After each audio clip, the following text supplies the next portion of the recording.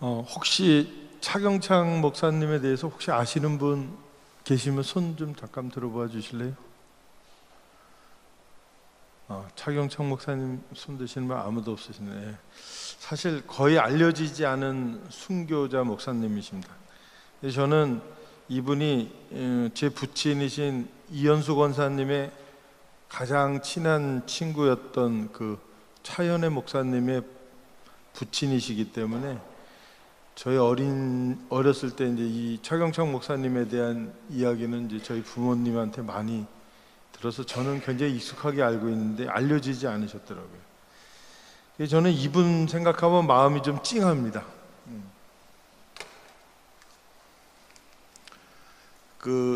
이분이 계셨던 시간이 이제 1939년부터 48년까지 이제 원주에 계셨는데 이 시간이 가장 좀 일제로부터 압박감이 굉장히 심했고 또 사실 굉장히 고생스러운 기간이었거든요. 그래서 또 그 기간이 끝나자마자 이제 6.25가 터지고 6.25 터지면서 이제 공산당한테 순교를 당했던 그런 삶을 사셨기 때문에 사실 이분 생각하면 좀 마음이 찡한 게 좀 있습니다. 그런데 문제는 이분에 대한 기록이 별로 없습니다. 여기서 보시는 바와 같이 기독교 대한감리교의 차경창 목사님에 대한 기록인데 여기 있는 생물연도하고 나무위키라는 인터넷상의 차경창 목사님에 대한 건데 둘 사이에 사실 이 정도 생물연도가 다르면 이게 같은 사람이라고 생각하기가 좀 어려울 정도로 기록 간의 차이도 많고 그래서 기록도 별로 없지만 기록 사이의 차이도 너무 많이 났기 때문에 이번에 한번 제대로 정리를 해봐야겠다 그런 생각으로 강의를 준비하다 보니까 오늘 어쩔 수 없이 이 강의에 저희 부모님한테 들은 이야기 또 아버지 친구들한테 들은 이야기 또 차경창 목사님 아들이었던 차현애 목사님한테 들은 이야기 이런 내용들로 이 강의가 구성이 돼서 부득이하게 저희 부모님 이야기가 중간에 좀 나옵니다. 그래서 미리 그 부분에 대해서 양해를 구하고 강의를 시작하겠습니다. 오늘 말씀드릴 내용은 주로 이런 내용들을 저희가 구성을 해봤습니다. 1900년 출생 조선인의 인생의 역경, 그러니까 이 차경창 목사님이 1900년에 출생하신 걸로 판단하시고 들으시면 되는데 이분들은 10살 때 나라를 잊어먹습니다. 한일합방이 되고 20살쯤 됐을 때 3.1운동이 일어나죠. 그래서 일본 사람들로부터 좀 무차별한 폭력으로 진압됐던 아픈 역사를 갖고 있고 근데 한 30살쯤 됐을 때 만주사변이 터지고 이로부터 45년까지 이거를 일본 사람들은 자기네 역사에 뭐라고 써냐면 14년 전쟁이라고 표현합니다. 그래서 만주사변으로부터 이때까지 14년 전쟁이 일어나면서 정말 많은 변화가 이 조선 땅에도 있게 되고 또 해방되자마자 극심한 혼란기가 있죠. 지금 우리가 겪는 혼란과는 비교도 안 될 정도의 좌우의 엄청난 혼란이 있다가 드디어 전쟁까지 가서 전쟁 때 많이 돌아가시거나 아니면 완전히 전부 다 무너지고 부서져서 폭삭망해서 정말 제로에서 다시 시작하는 그런 아주 험난한 인생을 사신 분들이 1900년생들의 삶입니다. 이 지도가 1940년에 일본이 점령한 지도인데 사실 만주사변을 기점으로 해서 이전에는 우리 국민들한테 독립, 이런 해방 이런 거에 대한 소망들이 다 어느 정도 있었습니다. 그러나 만주사변을 겪고 나서 우리 국민들한테 독립이라는 단어가 없어지기 시작한 게 바로 만주사변 이유입니다. 왜냐하면 만주사변이 관동군에 의해서 이제 저질러지죠. 관동군은 한 2만 명밖에 안 됐습니다. 그때는 이제 만주에 있는 철도를 보호하기 위한 군대였는데 걔네들이 만주에 있는 군벌들을 다 무찌르고 만주사변에서 만주를 차지했습니다. 그때 이 사람들의 목적은 뭐냐면 만주국을 가장 이상적인 일본인의 나라로 만들기 위해서 이제 만주국을 세운 거죠. 근데 그 일본 사람들을 대거 이주를 시켜야 되는데 일본 사람들이 오질 않습니다. 왜냐하면 일본으로 오려면 일본 공무원이 일본의 공무원 신분을 퇴직하고 만주국에 가서 다시 공무원이 돼야 되니까 자기가 누리고 있는 일본의 공무원 신분을 포기하고 만주국으로 올라오고 그러지 않습니다. 그래서 본인들의 뜻과 달리 만주에 일본인들이 많이 이주를 하지 않으니까 이 만주국에 있는 관동군에서 조선 땅에 있는 조선인들을 대거 이주를 시키면서 조선인들을 위한 학교 뭐 이런 걸 많이 세워갖고 조선인들을 취직을 많이 시킵니다. 그래서 조선 사람들을 많이 우대를 하죠. 그래서 1등 국민은 일본이고 2등 국민은 조선이고 3등 국민은 만주. 이래갖고 이 조선인들에 대한 우대 정책이 나오니까 갑자기 이 독립이란 단어는 없어지고 이제 친일과 부일이라는 단어가 조선인들 마음에 확 퍼져나가는 게 이 만주사변부터 그랬습니다. 근데 이게 그 뒤에 잠시 후에 이제 중일전쟁 벌어지죠. 이 만주에서 2만 명밖에 안 됐던 군인들이 40만 명으로 늘어나면서 이 베이징부터 해서 남경, 상하이까지 다 쳐들어가서 이 넓은 땅에서 이제 전쟁을 벌이게 되는 거죠. 일본에 있는 그 일본 제국주의의 입장에서 보면 그 조선의 기독교를 식민 통치를 방해하는 가장 강력한 조직으로 인식을 했습니다. 왜냐하면 민족운동이나 독립운동, 사회계몽, 이게 3.1운동 때 이미 민족운동과 독립운동은 3.1운동의 핵심 세력으로 기독교가 이미 역할을 했고 또 사회계몽, 의료, 교육 여기서 뭐 굉장한 영향력을 이미 발휘하고 있었던 상황이라서 이 조선 총독부에서도 어쨌든 이거를 좀 해결을 해야 됩니다. 어떻게 해결하냐면 우호적인 관계를 맺어서 식민 통치에 이용하든지 아니면 탄압을 해서 그 영향력을 약화시키든지 양자택일을 했어야 됐죠.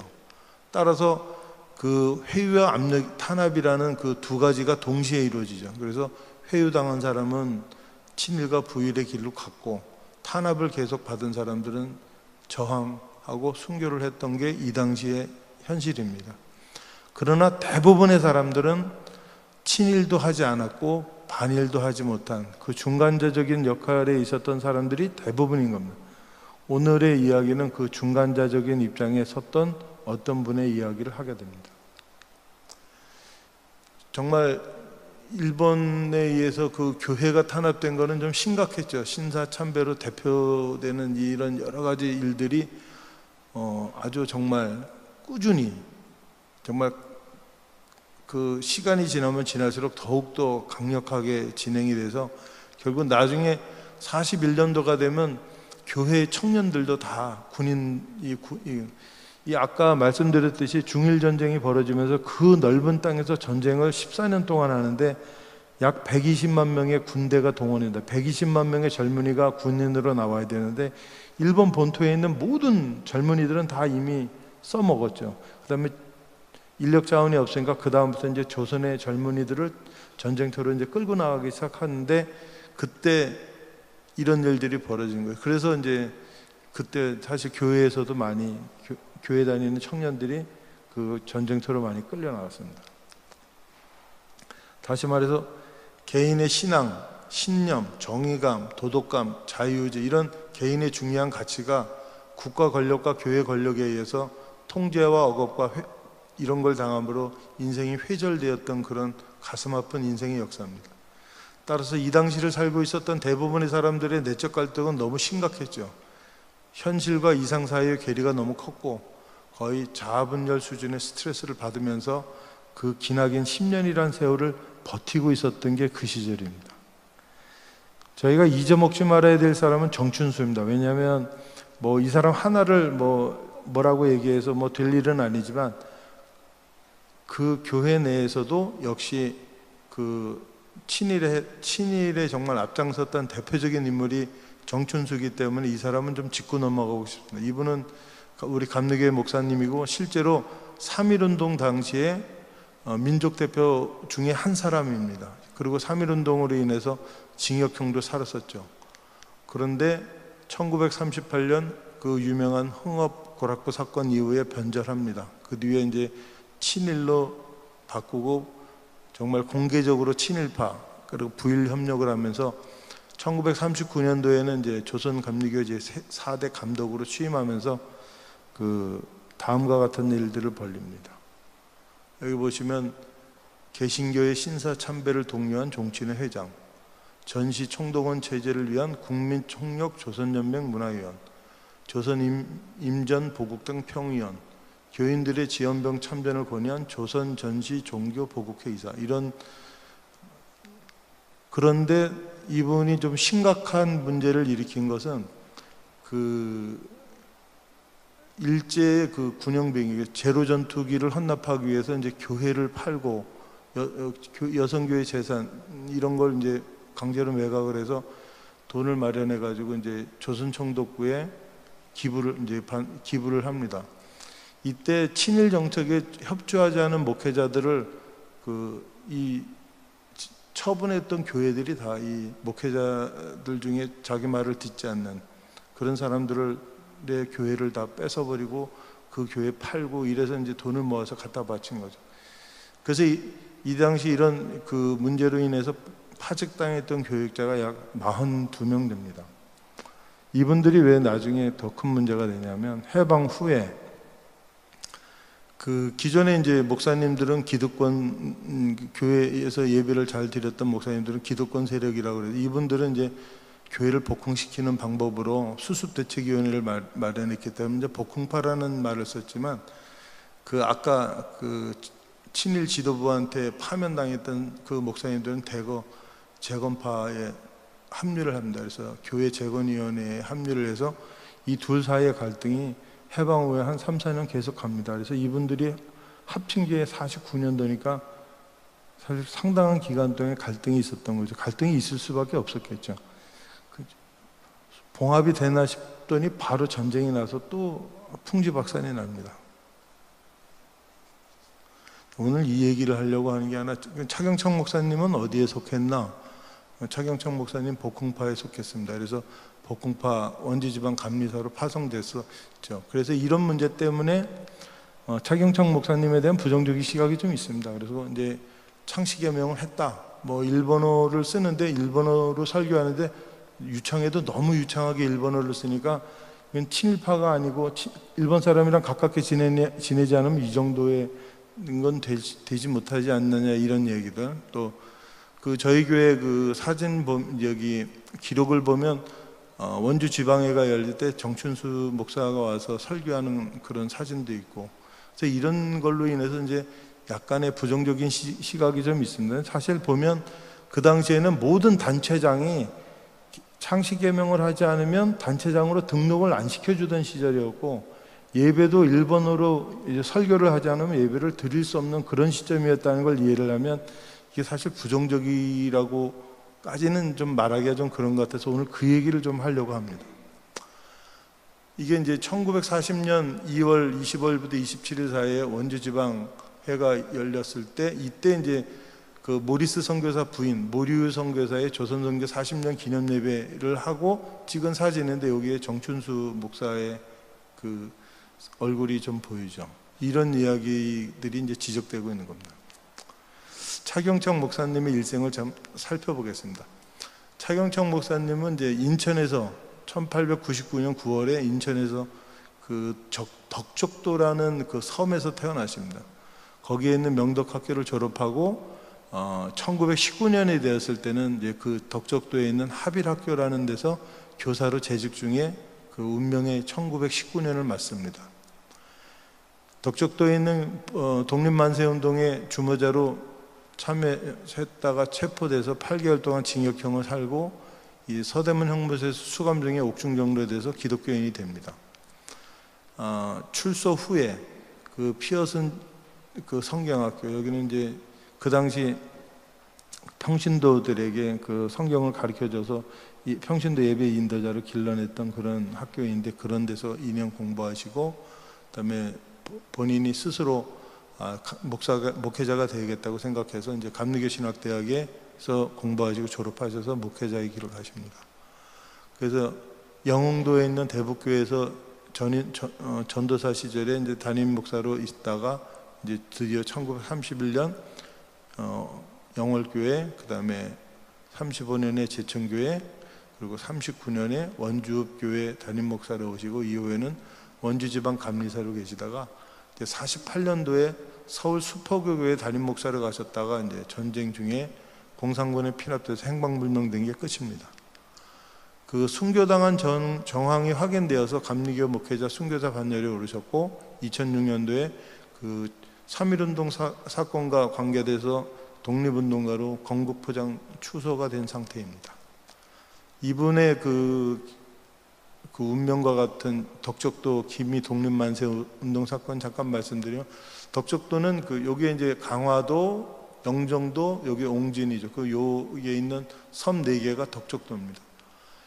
이 덕적도에 이제 기독교가 들어가면서 학교도 같이 들어갔는데, 그때 이제 명덕학교, 명신학교, 합일학교 이렇게 그 섬에 학교가 3개씩이나 있었다고 합니다. 그 중에 이제 합일학교에 교사로 있었던 거죠.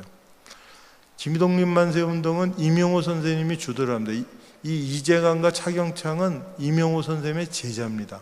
그래서 이명호 선생이 독립만세 운동을 주도를 해서 이분 이제 셋 다 체포를 되는데, 이명호 선생님은 그 체포돼서 바로 그 신문을 봤는데 거의 고문에 가까운 신문을 받다가 그 재판도 끝나기 전에 그냥 바로 옥중에서 순국하세요. 그래서 옥중 순국해서 돌아가시고, 그 다음에 이재관과 차경창은 징역형을 받고, 근데 어디서 이게 이제 국사편찬위원회에서 저희가 본 그 차경창 목사님 판결문인데, 여기 보면 이재관이라고 써있고 여기 차경창이라고 써있죠. 이 내용이 이제 덕정면 진리 명덕학교 운동장에서 이명호와 이재관과 모의에 학생 수십 명과 함께 만세를 부르는 등 치안을 방해했다. 그래서 5월 9일 날 경성지방법원에서 1심에서 보안법 위반 혐의로 징역 8개월 선고받고, 복심법원, 상고심 다 기각돼서 징역형이 확정됩니다. 그래서 서대문 형무소에서 수감 생활을 하다가 이 차경창 목사님의 운명을 결정지은 2사람을 만납니다. 한 분은 감리교회 목사님이고 한 명은 이승엽이라고 하는 학생입니다. 감리교 목사님 중에 누굴까? 기록이 없어서 저희가 여러 가지 정황들을 다 살펴봤는데, 저희가 생각하기에는 신홍식 목사님으로 추정이 됩니다. 왜냐하면 신홍식 목사님이 인천 내리교회 담임 목사님으로 계시다가 27년에 모리스 선교사 소천 후에 그 원주지방 감리사로 파송받아서 오시거든요. 이때 그 인천 지방에서 근무하던 목회자들 중에 유능한 사람들을 원주지방으로 데리고 옵니다. 그분들이 조상문 목사님하고 차경창 목사님, 이런 분들을 데리고 오시는 걸로 봐서는 이게 아마 차경창 목사님을 그 인도했던 분은 신홍식 목사님이겠거나 하고 저희가 좀 추정을 하고 있습니다. 기록이 없어서 말씀은 못 드리죠. 그 차경창 목사님의 피랍 상황에 대한 기록이 3군데에서 저희가 확인이 됐는데 3군데 다 내용이 다릅니다. 한국의 순교자 명단이라는 데는 6월 하순경 그 남쪽으로 피난하던 중에 수원 부근에서 공산당 내무서원에게 연행된 뒤에 납북이 되었다, 이런 기록이 있는가 하면, 대한감리교회 인물사전 DB에 보면 한국전쟁 당시 공산군이 서울에 들어오던 날인 6월 28일 외출하였다가 공산군에 피랍된 후 행방불명되었다. 근데 나무위키라는 데 보면 6.25 발발 후 공산당이 서울에 들어올 때 리승엽이 서울시장으로 임명되었고, 이 리승엽의 비서들이 차경창 목사님을 데려갔고 이후에 행적을 알 수 없다, 이런 내용입니다. 제가 부모님들한테 들은 이야기, 또 그 차연의 목사님한테 들은 얘기는 이 이승엽과 관계된 겁니다. 그래서 오늘 이 이야기를 조금 더 자세히 해드리겠습니다. 이승엽이 누구냐?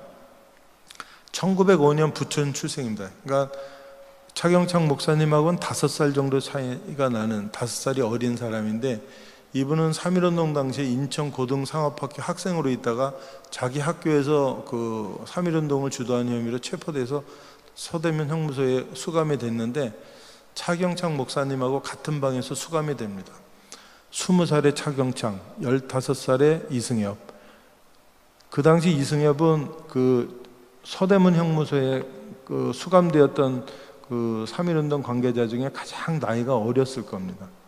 15살의 소년이 20살의 청년 차경창을 의지하고 살았던 건 당연한 거죠. 그래서 둘 사이는 정말 피를 나는 형제처럼 가까워지고 서로 의지하고 그러면서 그 긴 감옥 생활을 버텨내고 났는데, 출소한 이후에 차경청 목사님은 기독교인이 됐고, 이 사람은 그 조선노동당 청년동맹에 그 가입이라고 나중에 그 박헌영의 오른팔이 됩니다.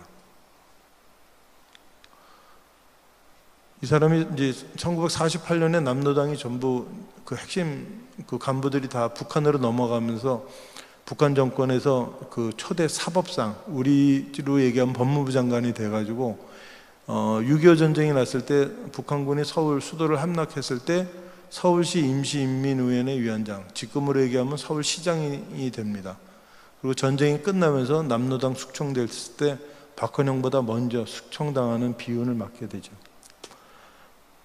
이 사람이 이승엽이고, 이게 조선민주주의인민공화국 정부강연대 이 사람이 이제 김일성, 박헌영, 여기 이승엽이 있습니다. 이게 그때의 동아일보 기사인데, 요게 좀 잘 안 보이셔서 제가 다시 쳤습니다. 1950년 7월 3일 내각사법상 이승엽을 서울시 임시인민위원회 위원장으로 임명하고, 이승엽이 이날 서울 여러 곳에서 대규모 군중 집회를 개최하고 학생들의 의용군 참여를 독려하였다. 그 다음날 이야기입니다. 7월 4일. 그거는 차연애 목사님이 저한테 해준 이야기인데, 군중 집회를 끝난 다음날 이승엽이 그 검은색 집차 2대를 가지고 타서 수표교 교회 차경청 목사님한테 왔고, 예배당 안에서 두 사람이 30분간 담소를, 두 분만 30분간 담소를 나누고 이승엽은 먼저 집차를 타고 갔습니다. 그리고 차경청 목사님은 외출 준비를 마치고 이승엽 부하들과 집차를 남아 있었던 또 한 대의 집차를 타고 갔는데, 이것이 차경청 목사님의 마지막 모습입니다. 한 일주일쯤 뒤에 그 차연애 목사님이 그런 꿈을 꿨다. 갑자기 이제 밤에 잠을 자는데 그 얼굴이 까맣게 변한 아버지가 수포교 그 교회 그 마당에서 물끄러미 교회를 쳐다보고 있는 모습을 보고, 아버지 이렇게 부르니까 아무 대답도 없이 그냥 뒤돌아서 멀리 떠나갔다는 거죠. 그래서 그 꿈을 꾸고 나서 우리 아버지한테 무슨 일이 생겼는데 어떡하나 이렇게 걱정을 했는데, 그날 오후에 검은색 집차가 쭉 나타나더니 그 인민군이 차경청 목사님이 가져갔던 가방하고 옷을 휙 하고 마당에 던져놓고 그냥 가더라는 겁니다. 그래서 그날 우리 아버지가 순교당했구나, 이렇게 생각을 하게 됐다는 게 이게 그 당시 수포교교의 모습이고요. 사실 우리 근대사에 굉장히 가슴 아픈 부분이기도 합니다. 이게 지금도 여전히 우리한테 남아있죠.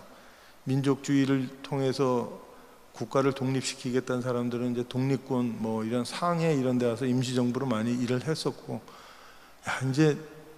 이제 일본을 이기긴 어려워.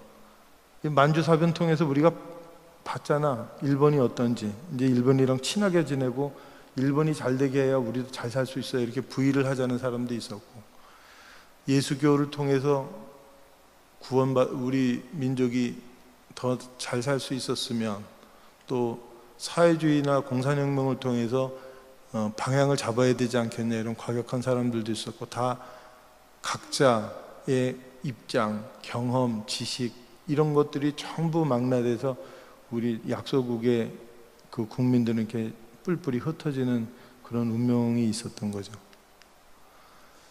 그 차경청 목사님이 선택한 것은 근대적 가치와 민족주의가 결합했던 것을 굉장히 소중하게 생각했습니다. 서구의 민주주의, 평등, 인권 이런 근대적인 가치가 예수교를 통해서 들어왔고, 그것이 우리 민족을 발전시키고 그것이 독립을 가져다 줄 거라는 생각을 하고 있었던 거죠. 게다가 교육과 의료는 정말 조선인들에게 이 개신교를 단순한 종교 이상으로 받아들이게 하는 역할을 했습니다. 더군다나 이런 공동체라는 생각을 심어줌으로써 정말 조선인들에게 내적인 평안과 희망을 제공해 줬죠. 다시 말해서 교회가 독립운동뿐 아니라 공동체의 결속을 강화하는 공간이기도 했다는 겁니다. 이승엽은 공산주의를 선택했습니다. 왜냐하면 이 지주와 자본가 계급의 착취에 반대했고, 계급 없는 평등한 사회가 진정한 사회라고 생각한 거죠. 따라서 무장투쟁이나 이런 혁명적인 방법을 통해서 그 독립을 선택해야 된다. 따라서 의열단이나 조선공산당 이런 것들이 이제 그런 무력 투쟁에 앞장서게 된 거죠. 더군다나 소련이 그 당시에 그 약소민족들의 해방을 지지합니다. 그 다른 제국주의의 식민지가 됐던 식민지의 백성들은 너무나 이 소련의 그 이야기에 귀를 기울이게 돼서 실제로 우리나라의 많은 지식인들도 이쪽으로 많이 넘어가게 됐던 것이 그 식민지를 해방시키겠다는 소련의 의지, 또 코민테른을 통해서 경제적으로 인적으로 많이 지원을 실제로 했었던 것 때문에 조선의 지식인들이 많이 넘어갔었죠. 차경청 목사님의 이제 원주에서의 이야기를 조금 드리고 마무리 지려고 합니다. 차경청 목사님은 역시 나라를 위한 설교를 계속 하십니다. 정말 눈물로 기도했고 나라를 위해서, 그래서 감동적이고 열정적인 예배 인도자로 각인이 돼 있었는데 이런 이야기들입니다. 조선 총독부가 이래서는 안 되고 우리 국민들도 나라를 위해 정신 차리고 살아야 된다, 이런 설교를 중간중간 하셨던 겁니다. 그 3.1운동과 관계된 보안법 위반으로 복역한 경력이 있어서 매년 2월이 되면 원주경찰서에서 아무 이유 없이 차경청 목사님을 소환합니다. 그래서 그냥 유치장에 가둬 놓고 뭐 조사할 게 있다고 불러서 그냥 이것저것 형식적으로 조사를 하고 한 달 정도는 그냥 유치장에 있게 만들어 놓은 거죠. 왜냐하면 3.1운동 때 또 무슨 일을 어떻게 꾸밀지 모른다고 생각해서 미연에 방지하기 위해서 이런 일을 계속 벌입니다. 그동안은 이제 장로님들이 주일 예배를 인도했던 그런 시기가 지난 그 동안에 10년 동안 계속 있었던 거죠. 또 차경청 목사님이 이제 일본어도 잘하고 영어도 잘하셨나 봐요. 그러니까 이 당시는 그 일본 관원이 그 예배 중 뒤에 임석을 해서 같이 이제 참석을 했었기 때문에 예배는 당연히 일본 관원이 오면 일본어로 설교를 했었고, 일본 관원이 안 오는 날은 우리말로 설교를 하고, 그래서 이제 중간중간 이제 우리말로 가끔 설교를 하실 수 있었다 그래요. 화가 나고 그러니까 이제 가끔 영어로 그냥 설교를 하면 일본 관원이 이렇게 듣고 있다가 뭔 소리인지 못 알아들으니까 그냥 중간에 가버리고, 그러고 나면 또 다시 우리말로 설교하고, 이런 정말 치열한 영적 전쟁이 그 안에서 계속 벌어졌던 겁니다. 이런 모습에서 이제 그 교인들도 많이 그 목사님한테 협조를 합니다. 그래서 여기 저희 교회고 해외 여자 선교사 사무실인데 경찰서는 요쯤 있었습니다. 요게 이제 가명이잖아요. 가명 자리로부터 지금 KBS 방송국 있는 데까지가, KBS 방송국 있는 데가 법원이었고, 그 가명이 그 헌병대였으니까 그 사이에 경찰서가 있었습니다. 그러니까 대충 위치는 어딘지 아시겠죠. 그래서 거기에 이제 경찰서가 있었고, 이런 이게 그 가명의 옆에 담을 통해서 이제 일산동으로 올라오는 길인데, 이런 길들을 통해서 올라오면 우리 원주교회 그 언덕, 지금 요 교회 앞에 있는 이 언덕에 도착해서 일로 올라오면 여기 우리 교회가 보이죠. 이때 이제 많은 청년들이 흩어져서 있다가 일본 관원이 나타나면 거울 가지고 이제 반짝반짝 이렇게 거울 가지고 이렇게 신호를 서로 주고받아 가지고 일본 관원이 나타났다는 것을 이제 알려주면 이제 안에서 신호를 받고 이제 갑자기 예배 보다가 일본어로 찬송을 막 열심히 하고, 그러면 일본 관원이 오다가 그 밖에서 그걸 듣고 아 잘하네 이러고 돌아가고, 그러면 또 다시 갔습니다 그러면 또 이제 우리말로 설교하시고, 뭐 이런 정말 아주 치열한 그 상황들이 계속 반복이 됐었던 게 이 시절의 이야기입니다. 그러다가 이제 니노미아 손톱구 동상 훼손 사건이 벌어집니다. 이게 이제 44년 가을부터 일어섰던 일인데, 그 저희 교회에는 저희 교회 100년사에 이제 이런 얘기가 있습니다. 원주 교회에서도 당시 고등학교 학생인 차경청 목사의 아들 차연의 군과 이현수가 구속되었다. 이제 뭐 특별한 그 별 이야기는 없고 이제 이런 내용이 있습니다. 오늘 이 이야기를 조금 자세히 하려고 합니다. 우병필 목사님이신데 저희 교회에서 어렸을 때 신앙생활 하시다가 이제 목회자가 되신 분입니다. 그 지금 좀 알기 쉬우면 삼천감리교회 우광성 목사님의 부친 되신다고 생각하시면 됩니다. 음성 틀어주시겠습니까? 일본 놈이 가장 존경하는 우상이에요, 그놈이. 니노미야 손토쿠가요? 그럼 사람은 좋은 사람인데 네. 일본 놈이를 했잖아. 그래가지고 현애하고 전애 아버지하고는 또 현애는 목사 아들이니까 네. 그 우상 숭배가 미우니까 네. 비 오는 날로 몰래 가서 쇠톱으로 조금씩 해가지고 콱 넘어뜨리는데 야단 났지. 뭐 원두시대가 떠들썩했는데 소사가 눈치를 챘는데 입을 다물었다고. 소사가 입을 다물어서 그때 괜찮았어. 그러지 않으면 형무소 갔지.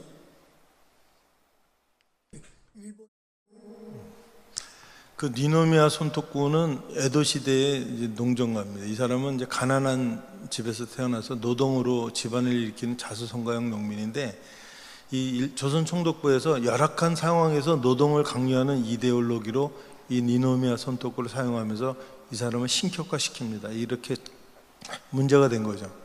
이 니노미야 손토쿠는 원주농업학교 교종에 이제 동상을 세우고 등하교시에 이 동상에 목례를 하도록 강요를 하게 됩니다. 이게 니노미야 손토쿠 초상하고요. 그 당시 1원짜리 지폐의 화폐 화폐 인물입니다. 그러니까 일본 내에서는 가장 영향력이 큰 사람 중에 하나입니다. 이 일본 소학교에 있는 니노미야 손토쿠의 석상인데, 책을 보면서 등에는 그 나무찜을 짚고 있는 이런 모습이 이제 니노미야 손토쿠의 그 시그니처한 모습이죠. 이게 그 당시의 동상입니다. 목을 자르는 게 여기를 잘랐습니다. 이분이 이제 정재동 장로님이고, 이분이 차연의 목사님이고, 이분이 이현수 권사입니다. 차연의 목사님 먼저 소개시켜드리면, 그 1927년생 차경창 목사님의 장남입니다. 고려대학교에 재학 중인데 6.25 전쟁이 터졌고, 이때 부친의 피랍으로 순교 당하신 걸 알고 회심해서 감리교 신학대학으로 들어오십니다. 이분은 어렸을 때 아버지 차경창 목사님이 아들이 장남 현애가 목사가 됐으면 좋겠다라는 생각을 늘 하고 계시고, 그를 위해서 기도하시고 이런 일들이 있었는데, 이 차연의 목사님은 나는 목사가 될 그 인격과 인품과 이런 모든 조건이 안 됩니다라고 이렇게 공손하게 얘기를 했으면 좋았을 텐데, 나는 목사가 될 자질이 없습니다를 행동으로 보여주세요. 그래서 그 아버지의 마음을 엄청 많이 아프게 했던 아들이기도 합니다.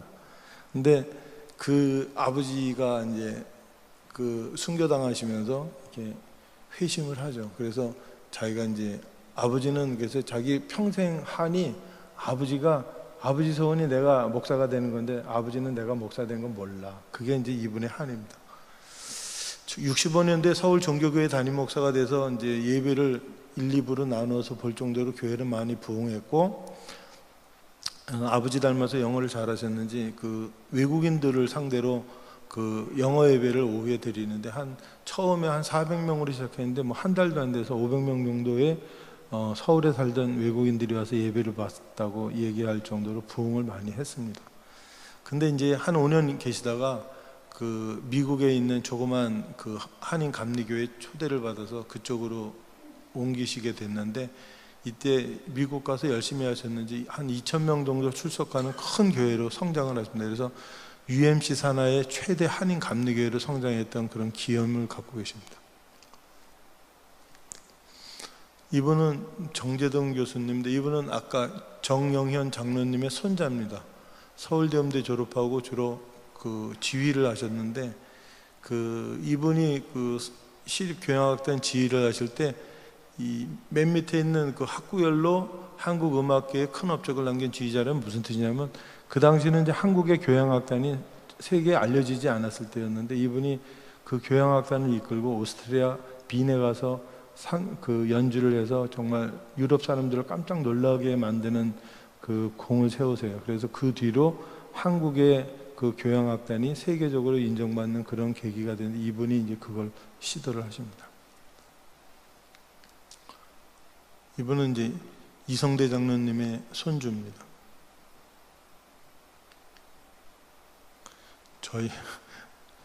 저희 집을 되게 궁금해하셔서 제 아버지고 저희 어머니고 여기 제가 돌 때 모습입니다. 예, 큰 누나, 둘째 누나, 셋째 누나, 넷째 누나. 넷째 누나가 누군지 금방 아시겠죠? 예, 이숙희 권사님이세요. 이게 당시 원주농업학교 수업했던 모습이고요. 역시 군사훈련을 했던 그런 확실하게 그 일제의 그 강점기의 모습입니다.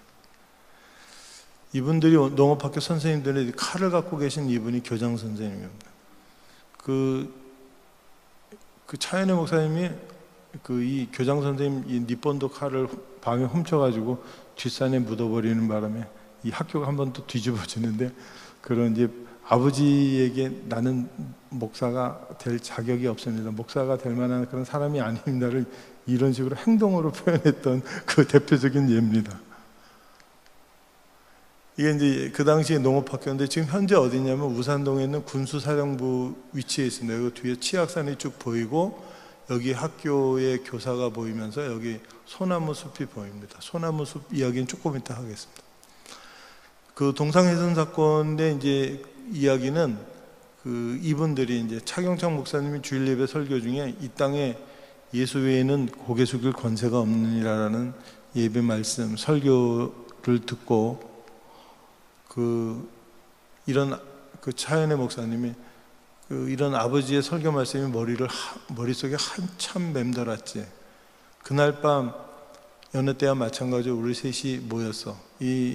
이분들이 그 당시에 이제 자기들 말로는 1년에 365일 중에 300일은 이 현수형 방에서 같이 자고 먹고 공부하고 그랬다고 얘기하시더라고요. 그래서 그 방에 모였다 그 뜻입니다. 내가 동상에 계속 절을 해야 되냐고 투덜대니까 그 동상의 목을 자르는 참수형을 하자고 제안해서 이제 셋이 다 합의가 돼서 한번 했습니다. 그래서 뭐 끌 이런 거 준비해가지고 밤에 몰래 농업학교로 갔습니다.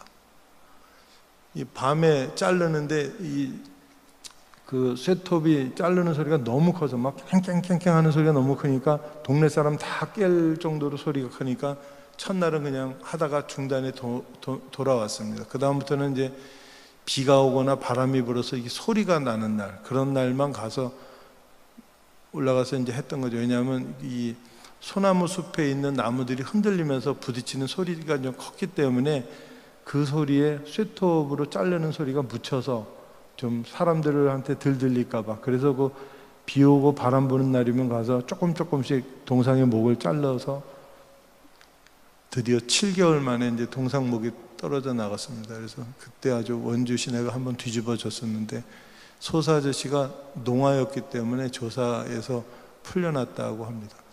근데 아마 소사 아저씨는 이 사람들을 알고 있었는데 끝까지 어떤 이유인지 몰라도 끝까지 감춰주는 바람에 저기 이상한 일을 당하지는 않았습니다. 차현우 목사님 이제 본인의 이야기를 한번 좀 들어볼까요? 음성 주시고요. 일정 시대이기 때문에 우리가 똘똘 뭉쳐가지고 비밀이 많았잖아. 그럼 어른들 아까 모르는 얘기들. 그런 거는 그리고 동상 때려 우리가 다 하나님을 믿었기 때문에 그런 우상을 다 배격할 줄 알았지. 예. 그거 뭐 웬만한 사람 하지 못해. 그렇죠. 새로 그 니놈의 손톱으로 하는 일본의 농업의 왕이야, 농업의 귀신이야. 니놈의 손톱을 하고. 그 동상을 해서 학교에 들어가면 거기서 가서 먼저 격려하고 그리고서 교실로 가. 그러니까 이게 뭐 얼마나 그래 마음이 괴로워. 우상 성비고. 그럼 말 말해 사람아. 참 대단한 거죠. 그럼 그때 뭐 중학생이 말이야. 참 배짱도 좋았지. 근데 너 아버지가 배짱이 좋아. 아주 담력이 있고. 그럼 내 일생에 그래도 보람 있는 게 그거 때려보신 거. 얼마나 그거 생각이나 해 누가? 그렇죠.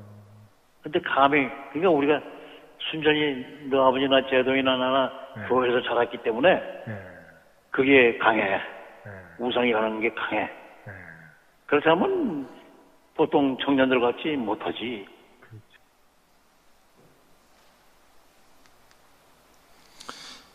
예나 지금이나 모든 성도들한테 가장 영향력이 큰 사람은 그 담임 목사님입니다. 이 니노미아 손톱구 동상 훼손 사건은 그 담임 목사님의 설교를 듣고 행동했던 고등학생들의 치기 어린 행동이기는 합니다. 이 당시 목회자가 순교당하지 않고 살아남기 위해서 일제에게 신앙을 회절당하고 굴종적인 모습을 보였다는 비난을 받고 있는 것이 사실이고 또 현실입니다. 그러나 그 이면에 이런 저항의 마음과 행동이 있다는 것을 알려주고 싶어서 오늘 이야기를 합니다.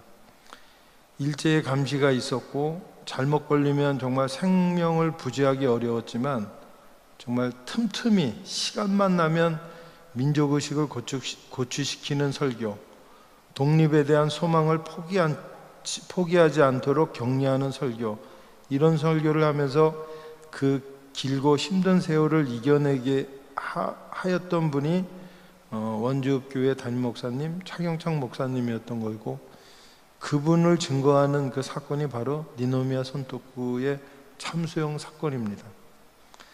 실제로 일본 제국주의 시절에 일본 본토에는 니노미아 손톱구 동상이 학교에 1000개도 넘게 있었다 그러고, 일제강점기 전국의 농업학교에서는 모두 다 그 니노미아 손톱구 동상이 있었고, 또 그 어떤 보고서를 보니까 경기도 지역에 있는 학교에 37개가 니노미아 손톱구 동상이 있었다고 합니다.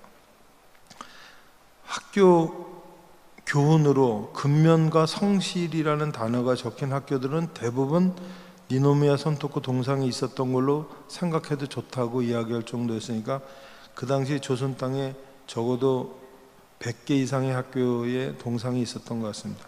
그 중에 이제 동상에 목이 달아난 거는 원주농업학교가 하나 유일했던 거죠. 이 함부로 무릎 꿇지 마라. 아무한테나 고개 숙이지 마라. 이 땅에 예수 외에는 고개 숙일 권세가 없느니라.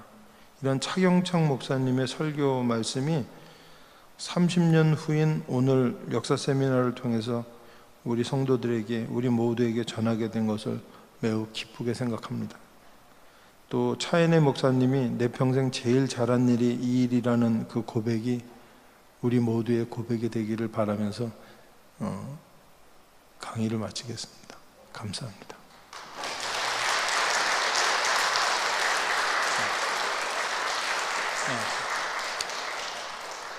마지막 사진 하나만 보고 갈까요? 사진 사실 시간이 돼서 그만하려고 하는데 마지막 사진만 하나 볼게요.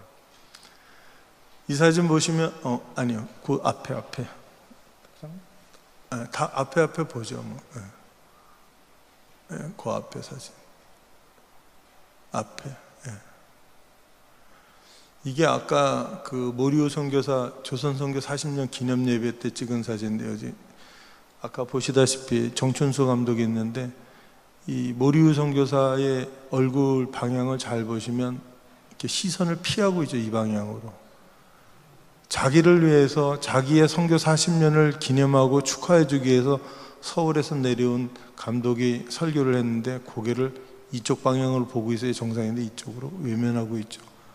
이게 그 당시의 현실인 겁니다. 차경창 목사님 얼굴 보시면 정말 엄청 굳어 있죠. 무슨 일이 이날 있었는지는 모르겠는데 이렇게 굳어져 있는 담임 목사님 얼굴, 자기를 위한 예배에 그 예배자로부터 그 외면하고 있는 이런 시선들, 이런 것들이 그 당시의 현실이라는 것을 알려주고 싶어서 오늘 이 이야기를 하게 되는 겁니다. 다음 주시고요. 다음.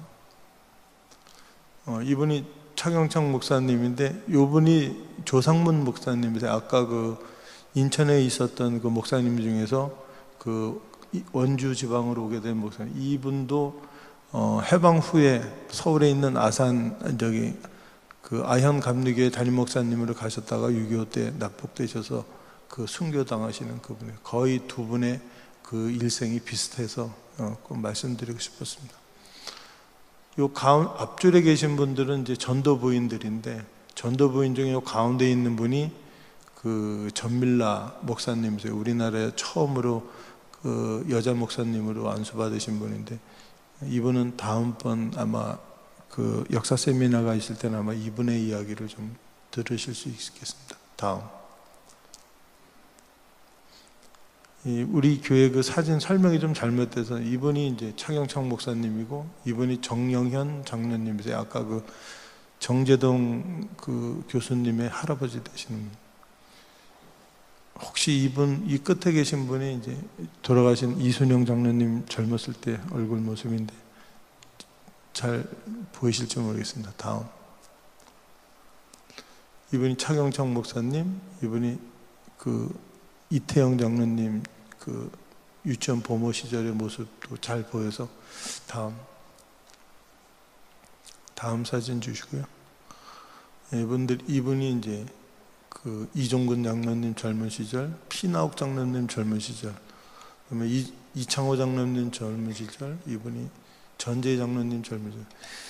저희 교회 사진의 설명이 잘 없고 왜 그런 뭐 이유는 잘 모르겠지만 인물에 대한 설명 이런 게 거의 없어서 혹시 여러분 중에 저희 교회 그 역사 그 사진들 보시면서 이분이 누군지, 이 사진이 왜 찍었는지, 어디서 찍었는지, 뭐 때문에 이런 내용들을 좀 알고 계시는 분이 있으면 저희 역사편찬위원회에 제보를 해주시면 그런 걸 좀 기록으로 남겨서 후대에 전달해 줬으면 좋겠다는 생각으로 이런 사진을 좀 준비를 해봤습니다. 이것으로 마치겠습니다. 감사합니다.